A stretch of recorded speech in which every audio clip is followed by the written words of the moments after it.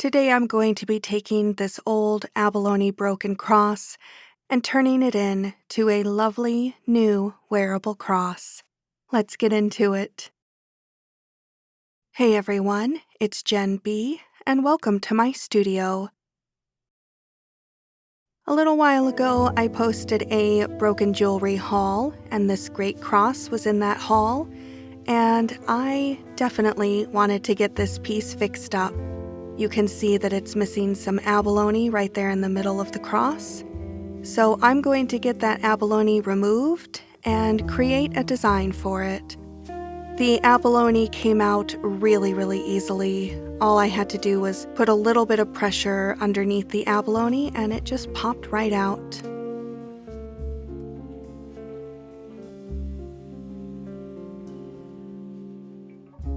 Once I got the abalone out, I melted some balls. I decided that I was going to line that channel where the abalone was with a bunch of silver balls. I love to put balls in my jewelry. So I'm just melting lengths of silver into little balls. Cutting up some silver solder to put into that channel. I got that channel nice and cleaned up. There was some verdigris inside of it.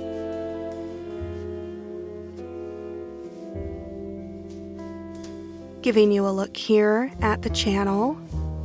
And for this, I'm going to use the small butane torch that I am still testing out, and it worked absolutely perfect for this size of a project. So I'm getting flux on the piece, and then I start to get my solder into the channel.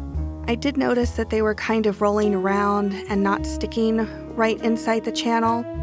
So I take them out and I grab my flux bowl, fill it with some flux, and then dip each piece of solder into the flux bowl before I put it in the channel.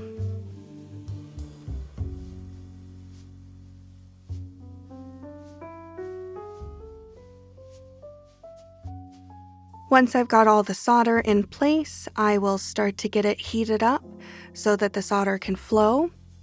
I've got a pick in my right hand that I will use to spread the solder as it's flowing because I really want to make sure that the entire channel has solder in it so that all of the balls can get soldered to the piece. Once the solder starts to flow, I'm just using my pick to spread it all around the channel. And now I'm adding the balls, getting them lined up, putting them right where they need to go, dipping them into a little bit of flux so they stick.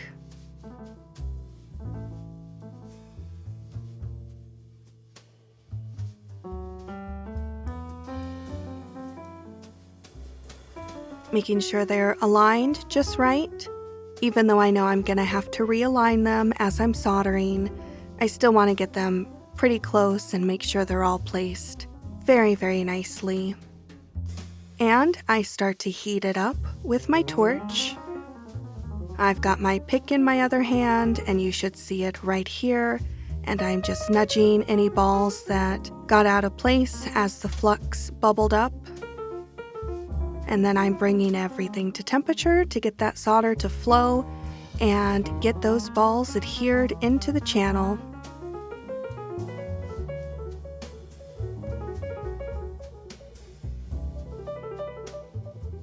Going for a spin like always.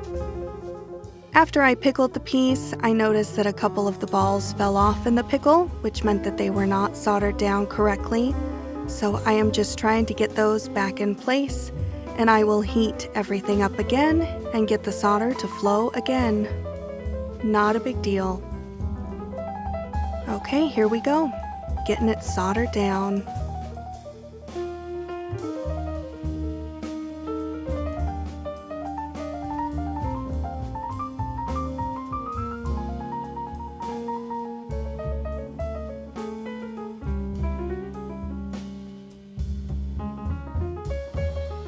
When that's done, I pickle it. You could see the marks there on the back, which I did not do anything to. I left it exactly as is. So now I'll take some time to polish it, There was a little bit of excess solder that spilled out of the channel in a few places, so I'm taking a pretty aggressive radial disc brush and trying to get that solder removed. Once that is finished, I put it in some patina and then dropped it into the tumbler for a while. Thought you might enjoy seeing it being removed from the tumbler. And here it is. It looks beautiful. The tumbling medium gave it the exact finish that I wanted. You can see here the marks are on the back, nice and clear. I did not touch them at all, other than removing the old patina. And it just looks really, really nice. Thank you so much for joining me as I fixed up this old abalone cross. I am thrilled with the result, and I hope you are too. Hope you all have a wonderful day, and I will see you in the next video. Bye-bye.